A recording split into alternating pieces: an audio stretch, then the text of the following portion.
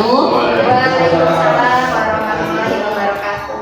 Selamat siang Bapak Ibu guru, yang terhormat Bapak Kepala SD Negeri 1, Bapak Kepala SD Negeri 8 Raya Serdang, yang kami hormati Bapak Ibu Dewan Guru dan teman sejawat saya, teman CGP saya, Bu Isma Rosida. Alhamdulillah pada kesempatan siang hari ini kita bisa berkumpul di sini dalam acara diseminasi modul 1.4 budaya positif SD Negeri 8 Raya Serdang Musugi Lampung dalam keadaan sehat walafiat. Kedua kalinya sholat beriring salam lalu kita sanjungkan kepada Nabi Allah Muhammad SAW, kepada para sahabat, alim ulama yang kita nantikan syafaatnya nanti hari ini. Baik, di sini saya akan menjelaskan rincian dari kegiatan kita hari ini. Yang pertama pembukaan, yang kedua yaitu menyanyikan lagu Indonesia Raya, kemudian kita masuk ke inti penyampaian materi diseminasi budaya positif di SD Negeri 8. Baik, langsung saja kita buka acara ini dengan baca lafaz basmalah. Bismillahirrahmanirrahim. Acara yang kedua yaitu menyanyikan lagu Indonesia Raya yang akan dipimpin oleh Ibu Sudarsi. Kepada beliau dipersilakan.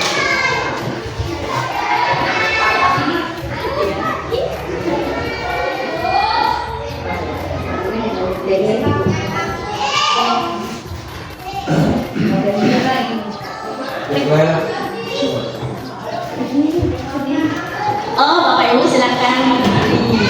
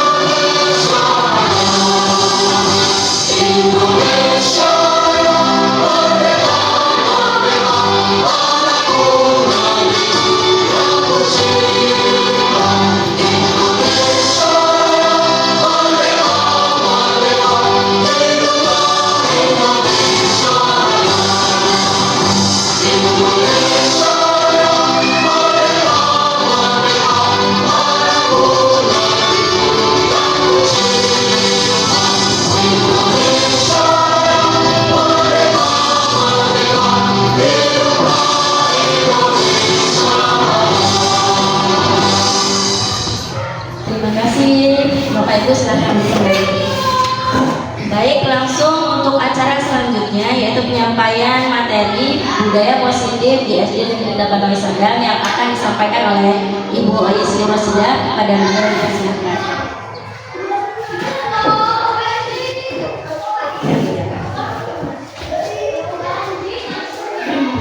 Baik, sebelumnya Assalamualaikum warahmatullahi wabarakatuh.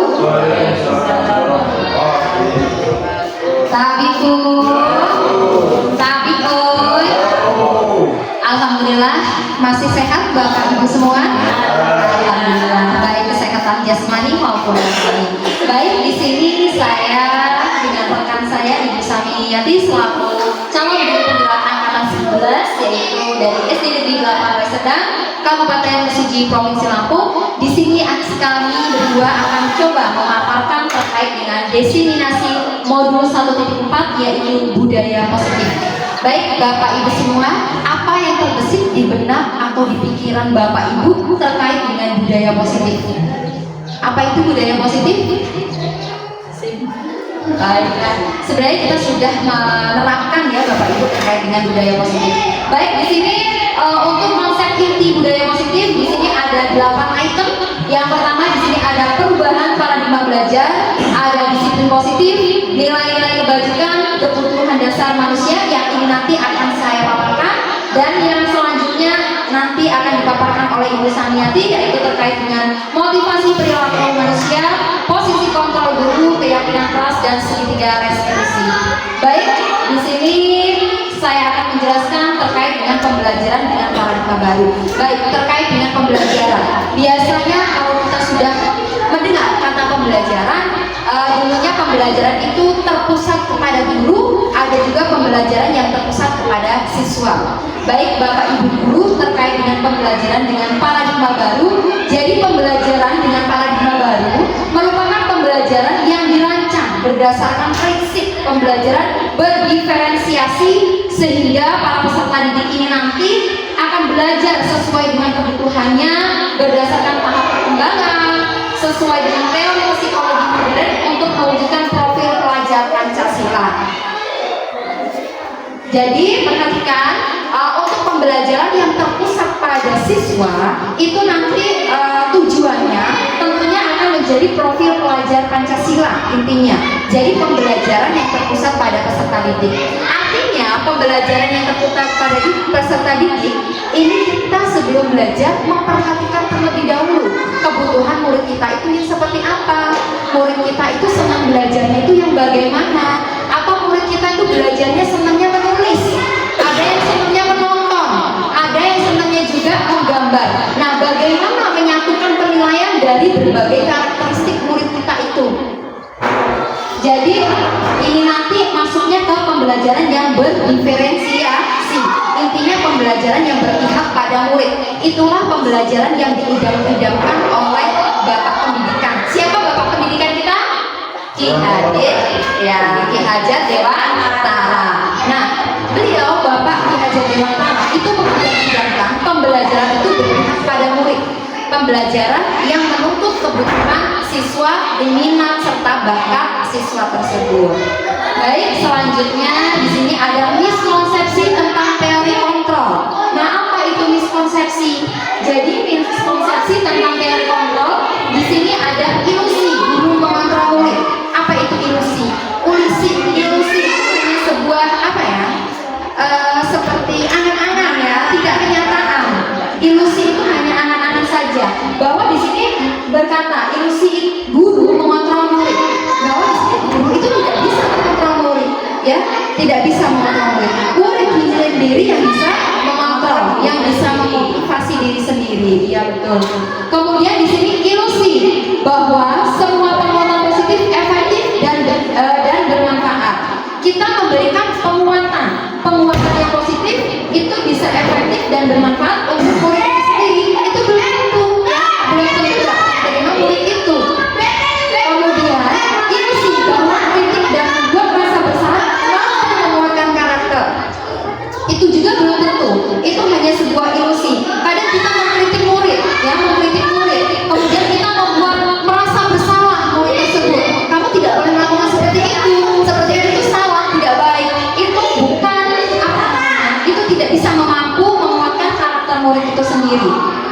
Karena motivasi sebenarnya itu berasal dari diri murid itu sendiri. Selanjutnya di sini ilusi bahwa orang dewasa berhak memaksa. Nah, pasti orang yang lebih dewasa menurutnya itu adalah guru. Guru itu lebih dewasa. Jadi guru itu bisa memaksa. Padahal di sini guru itu tidak bisa memaksa kehendak murid. Baik, selanjutnya di sini mengubah paradigma stimulus respon ke pendekatan teori kontrol. Nah, di sini ada stimulus respon. Realitas kebutuhan kita sama. Nah, di teori kontrol, realitas atau kebutuhan kita berbeda. Tentunya murid yang satu dengan murid yang lainnya itu pasti kebutuhannya berbeda. Kemudian semua orang melihat hal yang sama. Setiap orang memiliki gambaran berbeda. Apa yang kita lihat itu belum tentu dilihat dengan orang lain itu sama, ya. Jadi setiap orang itu memiliki gambarannya yang berbeda, mempunyai rencananya berbeda. Orang yang lain dengan orang yang lainnya itu tentu berbeda. Begitu murid kita. Selanjutnya di sini di stimulus respon, kita mencoba mengubah orang agar berpandangan sama dengan kita. Nah, itu tidak bisa kita mengubah orang agar berpandangan sama dengan kita. Itu Di teori kontrolnya seharusnya di sini kita berusaha memahami pandangan orang lain tentang dunia. Jadi kita hanya bisa memahami, kita tidak bisa mengubah orang lain. Kita hanya bisa memahami orang tersebut. Begitu juga kepada kita. Selanjutnya, perilaku buruk dilihat sebagai suatu kesalahan. Nah, sebenarnya di teori kontrol itu adalah semua perilaku memiliki tujuan.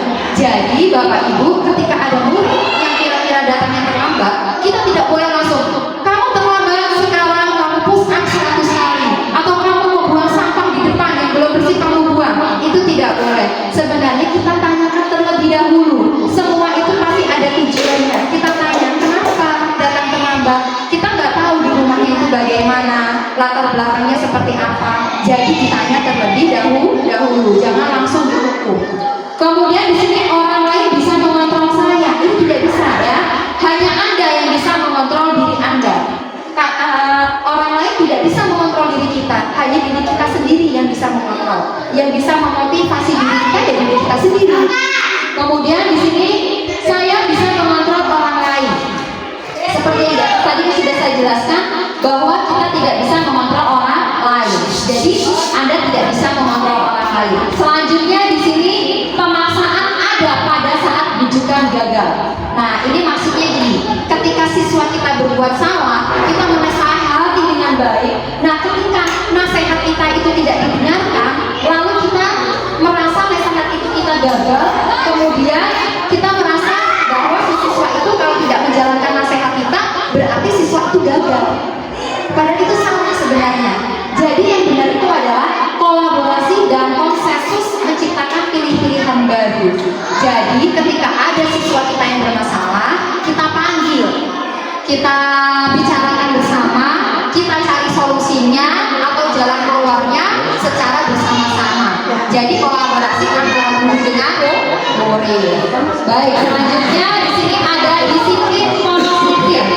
Nah, terkait dengan disiplin positif, jadi disiplin itu berasal dari kata disipliner yang artinya adalah belajar. Nah, disiplin ini sebenarnya mengacu pada disiplin diri yang memiliki tanggung jawab terhadap apa yang dilakukannya berdasar nilai-nilai yang diyakini.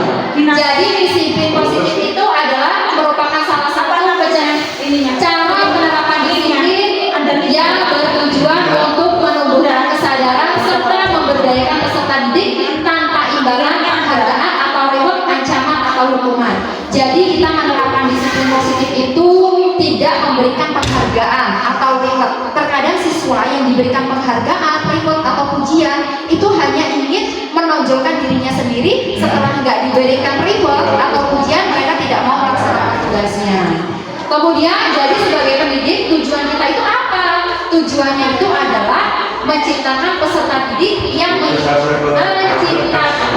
disiplin diri sehingga mereka berperilaku mengacu pada nilai-nilai kebajikan universal dan memiliki motivasi intrinsik dalam perubahan perilaku ke arah yang lebih baik. Jadi nilai-nilai kebajikan itu sangat banyak sekali ya Bapak Ibu. Contohnya ada di profil pelajar Pancasila nilai kebajikan. Sebenarnya masih luas, banyak banget. Ada jujur, disiplin, kreatif, berakhlak mulia. Itu adalah nilai-nilai kebajikan. Selanjutnya, nah di sini ada beberapa contoh nilai kebajikan institusi atau organisasi. Contohnya di sini ada profil pelajar Pancasila, beriman dan bertakwa kepada Tuhan Yang Maha Esa dan berakhlak mulia, berkunjungan global, gotong royong, mandiri, kreatif dan bernalar kritis. Kemudian di sini ada Ego Primariat, program atau PYP. Nah di sini ada toleransi, rasa hormat, integritas, mandiri, menghargai, antusias. Nah semua yang saya tampilkan yang ada di PPPT ini adalah contoh nilai kebajikan. Nah selanjutnya di sini apa itu kebutuhan dasar manusia?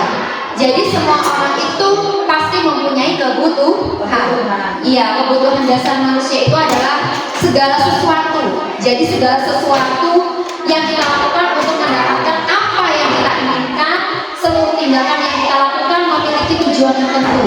Dan semua usaha terbaik yang kita lakukan adalah dalam rangka agar kebutuhan dasar kita terpenuhi dengan baik.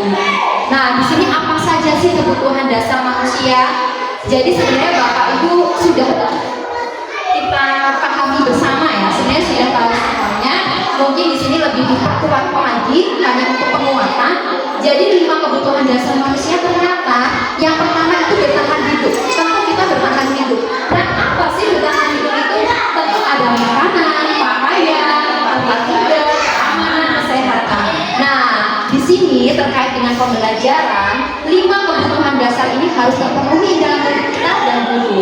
Jadi ketika ada siswa nih, ada ketika belajar kok siswanya lemas, ngantuk, itu jangan langsung dimarahin. Kita tanya dulu, kenapa kok ngantuk? Mungkin ada kebutuhan dasar yang belum terpenuhi. Contohnya nggak sarapan dari rumah, makanya belajarnya tidak fokus.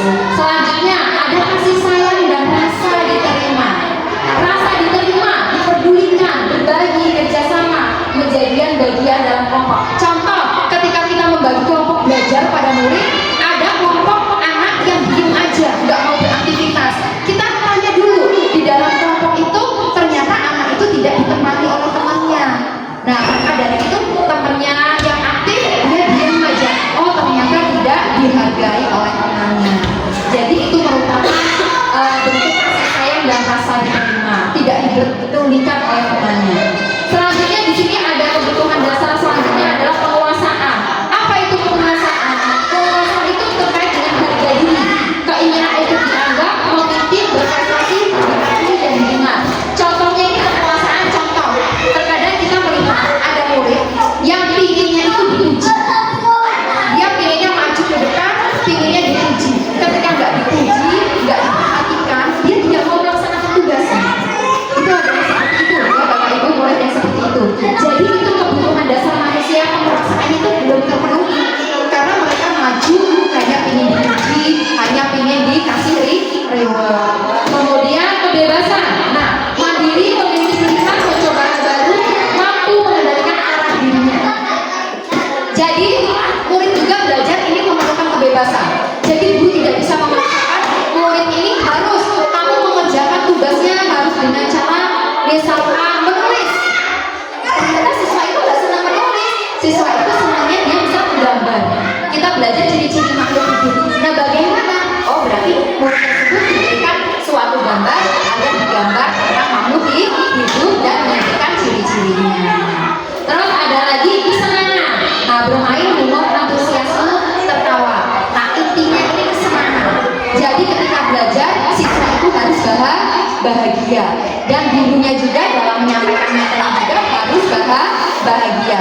Kalau kita bahagia, siswa kita bahagia, maka ilmu yang kita transfer, materi atau tujuan yang kita akan capai, itu semuanya akan terwujud, akan tercapai. Mungkin cukup itu saja yang dapat saya sampaikan.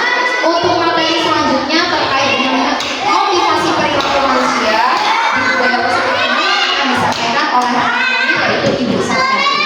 Kepada rekan kami Ibu Samiati dipersilakan.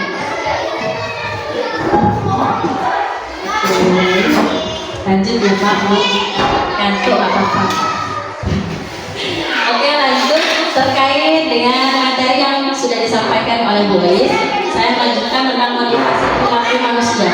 Jadi manusia itu memiliki motivasi yang akan memberikan semangat kepada diri mereka sendiri. Motivasi apa itu? Ada 2 motivasi, yaitu motivasi ekstrinsik yang berasal dari luar diri manusia, kemudian ada motivasi intrinsik yang berada dalam diri manusia. Apa itu motivasi ekstrinsik? Tujuannya untuk apa? Yaitu untuk menghindari ketidaknyamanan atau hukuman. Kemudian untuk apa lagi? Untuk mendapatkan imbalan atau penghargaan dari orang lain. Dan ternyata itu motivasi-motivasi yang seperti itu ada pada diri murid kita.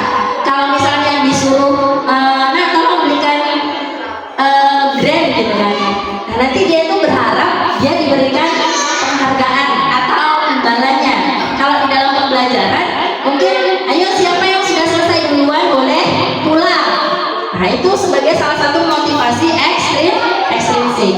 Kemudian yang motivasi intrinsik yaitu untuk menjadi orang yang mereka inginkan dan menghargai diri sendiri dengan nilai-nilai yang mereka percaya. Jadi mereka tidak mau, mereka akan berusaha dengan sekuat dan semampu dirinya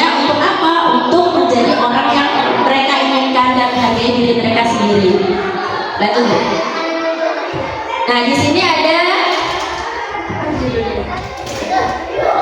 Nah, di sini materi yang selanjutnya yaitu adalah hukuman, konsekuensi, dan restitusi. Tiga kata ini sebenarnya hampir sama, cuma berbeda. Pada tahap pelaksanaannya berbeda. Bagaimana dengan hukuman? Hukuman itu tidak terencana atau tiba-tiba. Murid itu tidak tahu apa yang akan terjadi atau tidak dilibatkan, bersifat satu arah, berupa hukuman atau fisik. Jadi antara hukuman, konsekuensi, dan restitusi itu berbeda. Apa yang dilakukan di sini, tindakan apa yang dilakukan di hukuman ini berbeda. Ketika seorang guru memberikan hukuman kepada murid, itu hanya dalam satu arah saja, menurut pandangan seorang guru, tetapi tidak pandangan seorang siswa. Jadi hukuman itu dilakukan secara tiba-tiba dan tidak terencana. Nah, muridnya juga tidak tahu apa yang akan terjadi. Dia juga tidak dilibatkan, tidak ditanyai kenapa dia seperti itu. Gitu. Ini bersifat satu arah dan berupa hukuman atau fisik. Saya contohkan, kalau di sekolah, contoh real dalam hukuman itu seperti kalau ia terlambat masuk kelas, ayo lari lapangan karena kamu terlambat. Itu salah satu contoh dari hukuman yang tiba-tiba ujuk-ujuk seorang guru itu memberikan sebuah hukuman kepada murid tersebut yang terlambat. Itu adalah salah satu contoh hukuman. Apalagi selain itu, banyak Pak Bu di real kita yang seorang guru ketika seorang murid itu melakukan sebuah kesalahan langsung kasih hukuman. Sebenarnya tidak seperti itu. Itu hukuman ya. Kalau untuk konsekuensi, itu sifatnya terencana atau disepakati bersama peserta didik sesuai dengan peraturan yang ada. Kemudian murid tetap dibuat tidak nyaman. Sikap guru selalu memonitor murid. Jadi di antara hukuman dan konsekuensi itu berbeda. Di konsekuensi saya contohkan seperti ini. Dia tidak mengerjakan PR di rumah. Kemudian di sekolah, siapa yang tidak mengerjakan PR? Saya, Bu. Kalau hukuman itu langsung dia, ayo kamu lari lapangan. Itu salah satu contoh untuk hukuman. Tapi kalau konsekuensi, dia disuruh mengerjakan soal yang untuk PR itu dikerjakan di dalam kelas. Silahkan dikerjakan terlebih dahulu. Ada banyak sekali contoh konsekuensi. Misal, ada seorang anak, dia itu menumpahkan air di atas meja. Nah, sebagai konsekuensinya dari dia harus apa? Untuk menindaklanjuti apa yang dia lakukan. Nah, dia harus membersihkan apa yang sudah dia tumpahkan. Itu adalah salah satu contoh konsekuensi. Kalau hukuman langsung tuh sama gurunya, silakan langsung dimarahin dia gitu. Tapi kalau konsekuensi seperti itu, intinya mengganti. Kalau dia menghilangkan, dia harus mengganti. Kalau dia intinya tanggung jawab di sini. Kemudian kalau restitusi ini beda lagi. Restitusi itu prosesnya menciptakan kondisi bagi murid untuk memperbaiki kesalahan. Ya, proses kolaboratif yang mengajarkan murid untuk mencari solusi sendirian. Restitusi ini ternyata tahapan-tahapan di mana ketika siswa itu melakukan sebuah kesalahan, seorang guru harus yang pertama apa? Yang pertama dipanggil dulu siswanya, didudukkan bersama gurunya, ditanyai kenapa, ada apa, alasannya apa melakukan seperti ini gitu. Kemudian barulah di sini saya kasih contoh. Ya, anak murid itu akan sadar dengan sendirinya tentang apa yang sudah dia lakukan supaya dia bisa bertanggung jawab dengan diri dia sendiri. Oke, lanjut. Kelima, posisi kontrol seorang guru. Seorang guru itu memiliki posisi kontrol yang luar biasa terhadap peserta didiknya. Nah, di sini ada 5. Yang pertama, penghukum, pembuat rasa bersalah sebagai teman, sebagai pemantau, dan manajer. Nah, di mana posisi kita ini? Nah, posisi kita di mana ketika siswa itu melakukan sebuah kesalahan? Apakah posisi kita sebagai seorang guru itu sebagai penghukum, membuat rasa bersalah, atau sebagai teman, atau sebagai pemantau, atau manajer? Kalau sebagai penghukum, itu tadi ketika anak melakukan sebuah kesalahan langsung tak gitu, kamu ini gitu. Tetapi kalau dia sebagai pembuat rasa bersalah, itu tadi misalnya anak ribut, kita lagi jelasin, ternyata anaknya kita lagi jelasin ngoyo-ngoyo, anaknya ribut.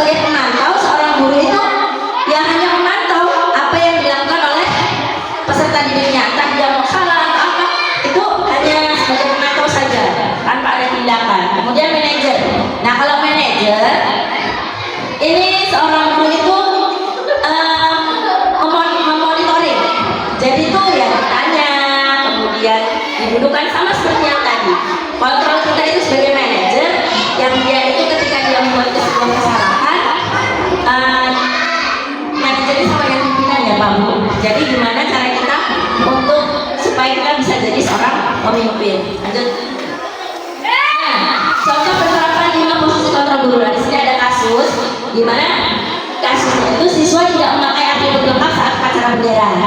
Nah ini kalau contoh sebagai penghukum nih, kalau ada siswa yang tidak memakai atribut lengkap saat upacara bendera, kalau sebagai penghukum, posisi kita sebagai penghukum, guru itu ya betul, hormat pada bendera selama 1 jam, dihukumkan itu langsung. Terus kalau dia membuat rasa bersalah, berapa kali bapak ibu harus memberitahu kamu selalu saja mengecewakan ibu atau bapak. Jadi dia itu selalu, guru itu ya gimana caranya supaya anak itu sadar gitu, biar ada rasa bersalah terhadap apa yang dia lakukan. Lanjut bu. Nah ini kalau sebagai teman, ayo dong ikuti aturan sekolah, tolong bantu ibu atau bapak ya kali ini. Ya sudah, tidak apa-apa, lain kali jangan sampai membuat seperti ini lagi ya. Ini kalau kita sebagai seorang teman, jadi ngomongnya halus, nggak boleh bentak-bentak. Kemudian kalau sebagai pemantau, kamu sudah melanggar peraturan sekolah, kamu tahu konsekuensinya. Setelah upacara, kamu beli atributnya ke koperasi dan jangan diulangi lagi. Ini kata-kata ketika seorang guru itu sebagai pemantau. Lanjut. Nah ini kalau sebagai manajer. Tadi saya rada kesulitan. Nah sebagai manajer contohnya ini, apakah kamu tahu kesalahanmu? Kira-kira bagaimana kamu memperbaiki kesalahanmu? Jadi di manajer ini kita tanya dulu tentang apa yang dia lakukan kesalahannya. Apakah kamu tahu kesalahanmu? Jadi nanti anak itu akan berpikir dengan sendirinya apa yang telah dia lakukan. Aja bu. Nah ini apa nih? Posisi kontrol apakah? Nah ini pertanyaan untuk kita bapak ibu dewan guru. Posisi kontrol yang mana yang ada pada diri kita biasanya ketika anak-anak itu melakukan sebuah kesalahan, sebagai penghukumkah, sebagai manajer, atau sebagai teman, atau sebagai pemantau. Kamu tidak pernah benar melakukannya. Ini sebagai apa? Kamu tidak pernah benar melakukannya. Apa itu? Menghukum ya. Lebih ke apa? Lebih ke hukum, merasa bersalah, atau ya rasa bersalah. Ya, betul. Nanti dia mikir juga. Berarti kan yang ini, saya merasa bersalah sebab saya tidak pernah melakukan. Iya. Ternyata yang saya lakukan selama ini tidak benar. Nah ini, apa rencanamu untuk menyelesaikan masalah ini? Konsekuensi. Apa rencanamu untuk menyelesaikan masalah ini? Itu ditanya dulu. Apa rencanamu untuk menyelesaikan masalah ini? Konsekuensi. Ini sebagai apa nih? Teman atau sebagai pemantau atau sebagai manajer? Manajer kali ini. Oh iya, sebagai manajer. Oke, lanjut. Nah, ayolah. Sekarang ini bapak ibu ya, ini sebagai sebagai teman. Nah, kontrol diri kita sebagai teman. Lanjut bu. Kamu tidak pernah mendapat nilai jika tidak mengerjakan tugas. Salah satu contoh posisi kontrol apa ini? Kamu tidak pernah mendapat nilai jika tidak mengerjakan tugas. Mantap. Ancaman ini ya? Ancaman. Ya, kalau kamu tidak pernah mendapat nilai, ya, kamu tidak pernah. Mantap ya? Betul bu, betul. Bagus. Nah, di sini keyakinan kelas apa ya bu? Ini keyakinan kelas. Nah, di kelas kita, bagaimana cara siswa itu supaya dia itu tetap tertib, nyaman, dan aman ketika belajar di kelas yang dia tempati. Nah, di situ harus diadakan tentang keyakinan kelas atau kesepakatan kelas yang harus diyakini oleh peserta didik di kelas. Nah, di sini ada pembentukan keyakinan kelas. Pembentukan ini bersifat abstrak, berupa pernyataan universal, dibuat dalam pernyataan positif, sedikit saja agar mudah diingat, sesuai dengan kondisi kelas dan sekolah sehingga mudah diterapkan. Semua warga sekolah atau warga kelas dilibatkan saat membuat keyakinan kelas. Ya, jadi ini dibuat di skup kecil saja di dalam kelasnya. Ada kesepakatan kelas yang disepakati oleh peserta didik yang dia akan diyakini. Contohnya apa? Seperti kita menerapkan kedisiplinan. Ketika datang tepat Di konsekuensinya. waktu, ya betul, di mana kesepakatan kelas atau keyakinan kelas itu harus ada konsekuensinya. Dia tidak datang bapak tuh ada apa ininya? Ya, betul. Selain itu apa? Selain dia datang tepat waktu, ada lagi itu tata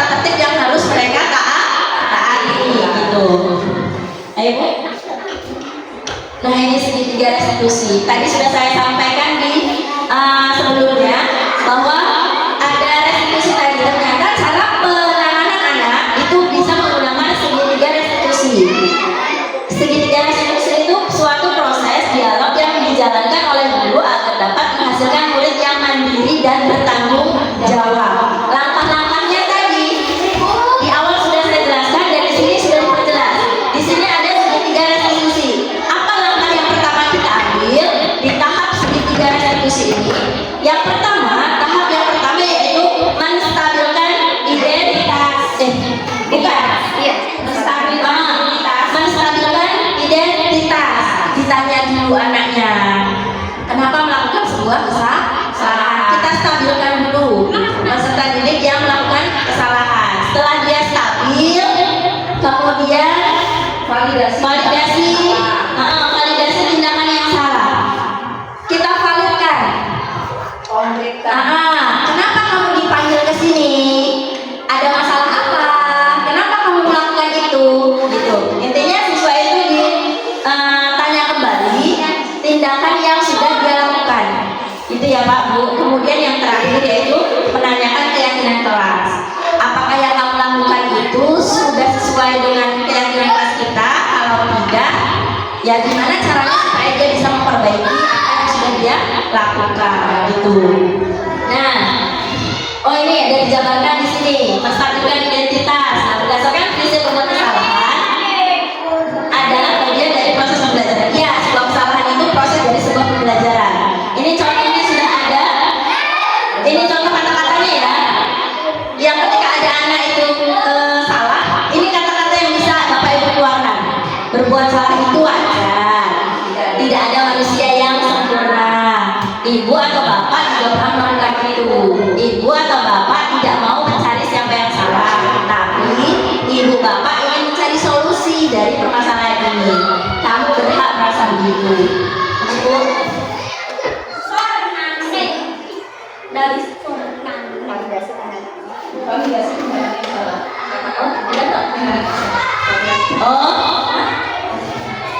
Gimana nih? Dikit lagi.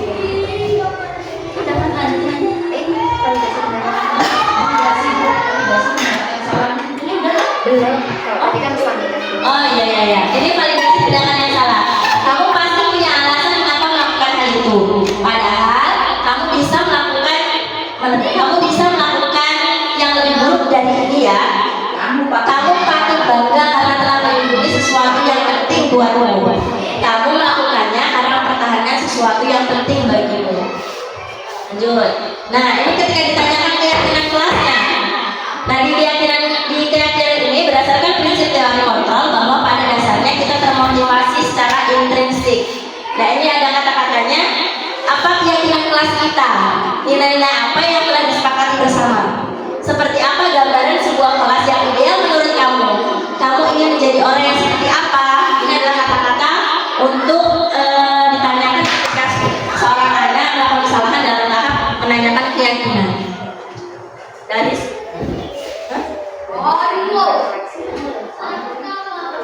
mungkin udah ya. Mungkin ini saja yang dapat saya sampaikan untuk materi di budaya positif. Saya kembalikan ke Bu Elis. Baik, terima kasih. Kita sudah banyak banget tadi ilmu yang disampaikan oleh Ibu Sami. Kita kasih aplaus dulu. Oke, sekarang kita refleksi.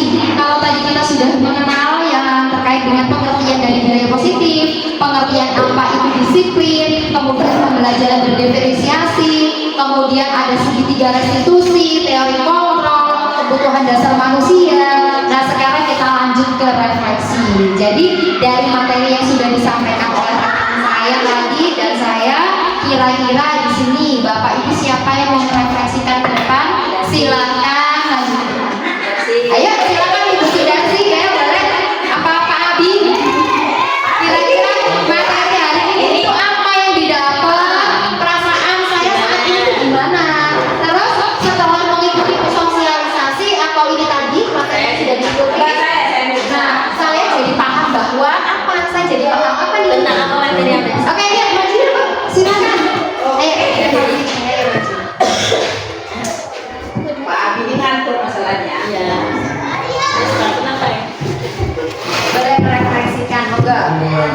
Terima kasih refleksi hari ini yang saya terima.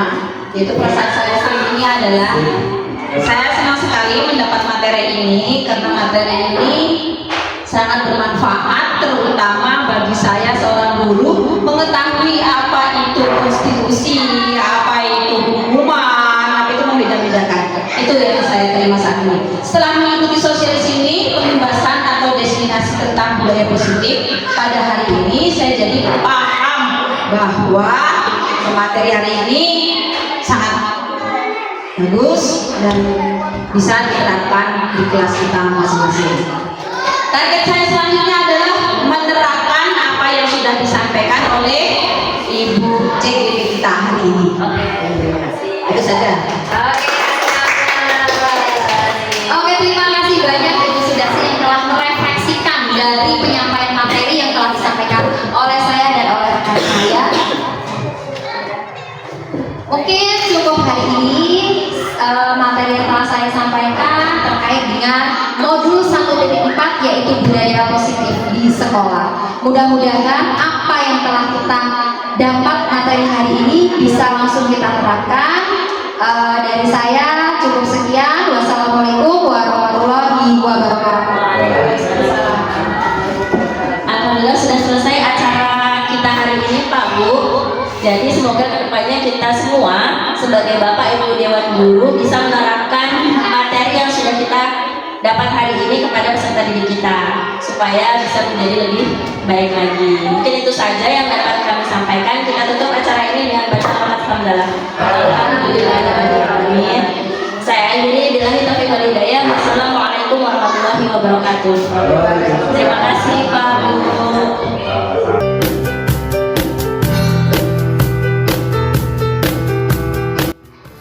Assalamualaikum warahmatullahi wabarakatuh.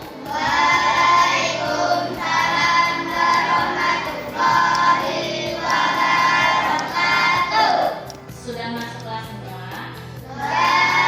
Oke, baik. Kalau sudah masuk sekolah, masuk kelas semua, masih semangat?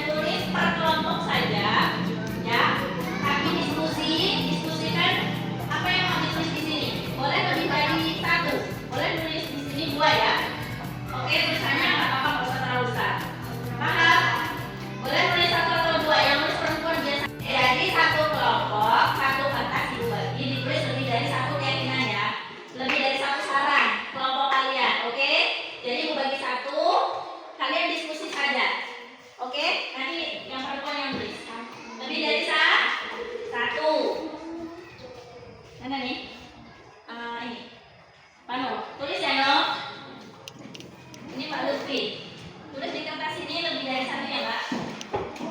Hah? Udah ada? Dari kertas itu kan? Oke. Gak apa-apa, dua.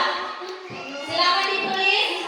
Silakan ditulis keyakinan kelasnya mau yang seperti apa. Ditanyain temennya mau yang seperti apa kelasnya. Terus nanti yang tulis ada sendiri yang perempuan. Silakan. Kamu masih urut. Kamu mau kelas khusus seperti apa gitu? Ayo. Ayo Pano. Ayo Pano. Ini yang kelihatannya mana nih? Oh sini. Ayo, ditulis nomor satu apa maunya. Dua apa? Kamu ikut turun dulu. Kamu tuh belajarnya panjangan gimana gitu. Ayo. Ayo. Ya kok boleh lebih dari satu. Boleh dua, tiga, atau empat, nggak apa-apa. Kelompok ya. Ayo apa? Apa kasih dia ini yang tulis. Pano, ayo kamu dikasih semua dikasih urut dulu nih. Nggak boleh bola tuh katanya. Waduh apa?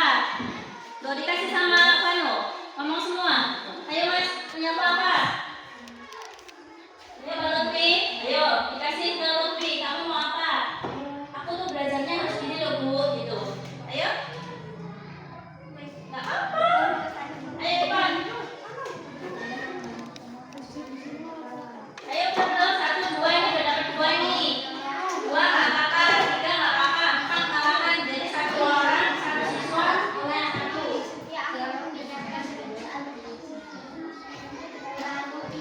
Sudah?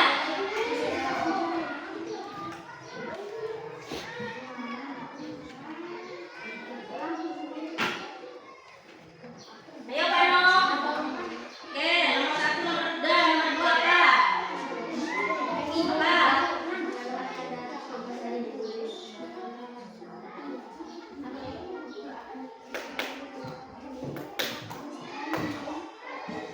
Ya, yang sudah boleh dikumpulkan di depan sini.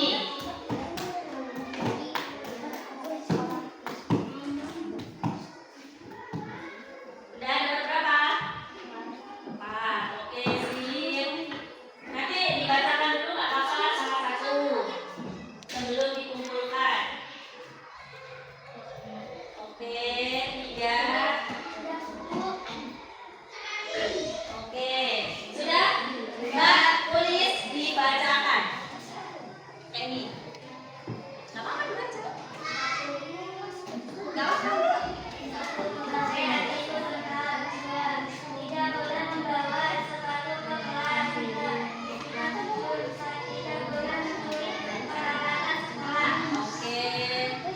Bagus. Ada empat yang sudah berarti satu orang turun satu ya, turun satu saran. Terus punyamu mana? Apa aja? Buat terlambat masuk sekolah, buat membaca doa sebelum belajar. Tiga, tidak makan dan minum sekolah. Empat, duduk dalam tempat. Oke, kelompok yang ketiga. Ayo Mbak Lutfi.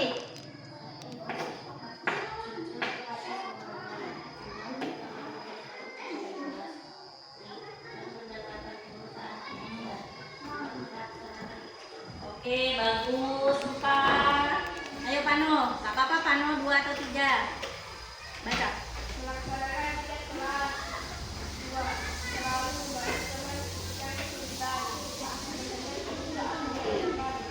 Oke, sudah semua ya? Oke, silakan dikumpulkan ke depan kertasnya, ditambahkan ke depan sini.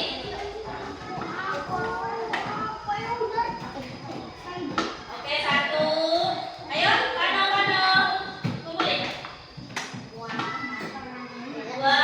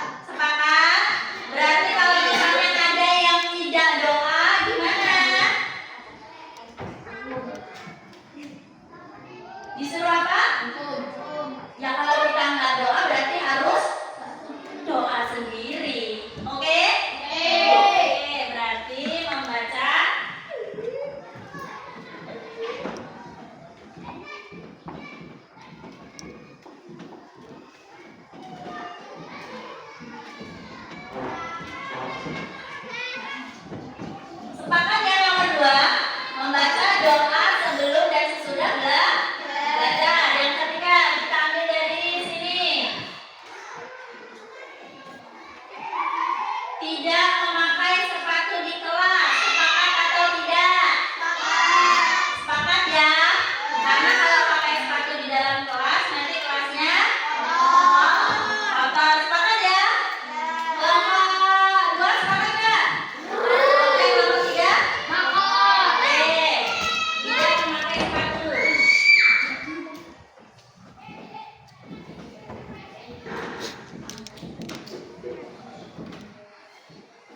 Yang selanjutnya kita ambil dari kelompok 2 masihan.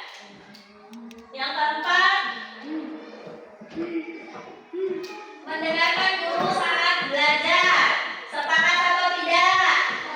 Bagaimana kalau ada teman yang ribut? Ayo, diapain kalau ada teman yang ribut? Dinasehati supaya apa? Tidak ribut. Sepakat ya? Sepakat.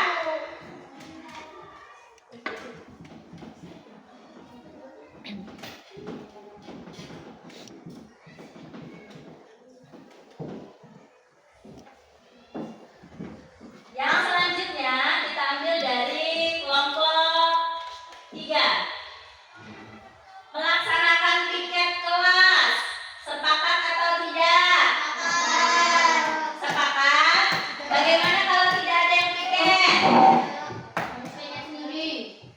Suruh piket sendiri. Kan hari itu sudah dipiketin. Berarti suruh ngapain?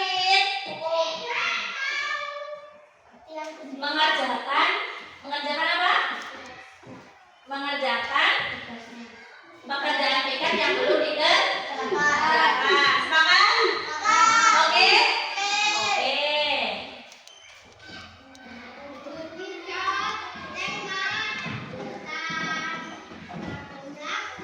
Yang keenam, kita ambil kembali lagi ke sini. Oke. Tidak membuli teman. Sepakat? Sepakat? Bagaimana dari teman yang nakal dengan teman yang lainnya? Bisa dilaporkan ke guru. Sepakat ya? Jadi dilihatin teman-temannya siapa yang nakal dengan teman yang lainnya. Jadi kalau ada teman yang nakal atau dari diri kita sendiri lah, kalau kita tidak mau ditakalin, kita juga tidak boleh nakal. Paham? Oke.